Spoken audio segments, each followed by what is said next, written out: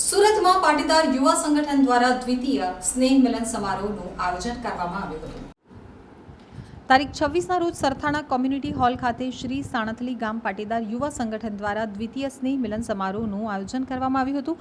ગામના લોકો એકબીજાને ઓળખે અને સંગઠન મજબૂત બને તે હેતુથી આ સ્નેહ મિલન સન્માન સમારોહનું આયોજન કરવામાં આવ્યું હતું, જેમાં અતિથિ વિશેષ તરીકે શ્રી એસપી સ્વામી ગઢડાથી ખાસ ઉપસ્થિત રહ્યા હતા।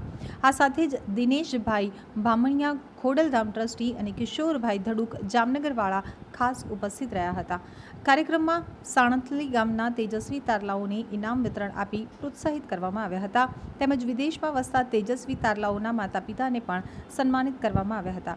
તો સાણથલી ગામ પાટીદાર યુવા સંગઠન દ્વારા આ દ્વિતીય સન્માન સમારોહમાં વિવિધ આયોજનો કરવામાં આવ્યા હતા, જેમાં ગામની દીકરીઓ દ્વારા સાંસ્કૃતિક કૃતિઓ રજૂ કરવામાં આવી હતી। તો ગામના યુવાનો દ્વારા રક્તદાન કેમ્પનું પણ આયોજન કરવામાં આવ્યું હતું, જેમાં મોટી સંખ્યામાં યુવાનોએ રક્તદાન કરી માનવતા મહેકાવી હતી। આ દ્વિતીય સ્નેહ મિલન સમારોહમાં મોટી સંખ્યામાં સાણથલી ગામના લોકો ઉપસ્થિત રહ્યા હતા। રસિકભાઈ સિરોયા, મોટી સાણથલી, તાલુકો સસદણ, જિલ્લો રાજકોટ। શ્રી સાણથલી ગામ પાટીદાર યુવાન સંગઠનના માધ્યમથી આજે અમારા ગામ પરિવારનું એક સ્નેહ મિલન રાખેલું છે। સાથે સાથે બ્લડ ડોનેશનનું આયોજન પણ કરેલું છે। ગામડેથી વસતા ભરૂચ, અંકલેશ્વર, સુરત, મુંબઈથી વસતા અમારા પાટીદાર ભાઈઓનું 1500થી વધારે અમે સ્નેહ મિલન કરેલું છે।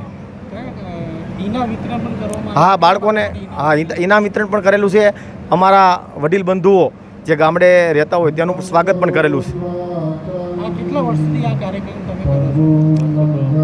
ઘણા વર્ષોથી અમે કાર્યક્રમ કરી છીએ અને હજી વધારે કાર્યક્રમ આગળ થાય તેવી અમારી સૌની ભાવના છે। સમાજ વિશે ખાસ તો વ્યસન મુક્તિ અને સંગઠન, શિક્ષણ, આરોગ્ય બાબતમાં ઘણા બધા ઉપદેશો અમે અમારા ડૉક્ટરશ્રીઓએ ઘણી બધી પ્રવચનમાં ભાષા આપી વાત કરેલી અને આગળ અમારો એ જ હેતુ છે આરોગ્ય અને શિક્ષણ વધારે મજબૂત બને। મારું નામ ડૉક્ટર જય ભુવા છે અને હું સાણથલી ગામનો જ વતની છું। અમારા ગામનું આજે સંગઠન વતી અમે દ્વિતીય સ્નેહ મિલનનું આયોજન કરેલું છે। જેમ રસિકભાઈ જણાવ્યું એ પ્રમાણે આરોગ્ય અને શિક્ષણ એ બંને અમારા મુખ્ય અમે મુદ્દાઓ લઈને આ સંગઠનની રચના કરેલી છે, જેના દ્વારા અત્યારે જે ડાયનેમિક પરિવારો થતા ગયા છે, જે પરિવારો નાના નાના થતા ગયા છે, એ દરેક પરિવારોને અત્યારે જે આપણે શાસ્ત્રોમાં કીધેલું છે એ પ્રમાણે સંઘે શક્તિ, કળિયુગે સંઘે શક્તિ, એ પ્રમાણે કળિયુગની અંદર જેટલું આપણું સંગઠન હશે, મજબૂત હશે, એ જ તમારી શક્તિ રહેશે અને એ જ તમારો મોટો પરિવાર રહેશે। એ જ હું ખાસ દરેક પરિવારને તેમજ સમાજને ખાસ આ મેસેજ આપવા માગું છું કે કળિયુગની અંદર તમામ પરિવાર સંગઠિત રહે અને સાથે રહે, જેથી કરીને સુખ દુઃખમાં એકબીજાનો સહકાર રહે।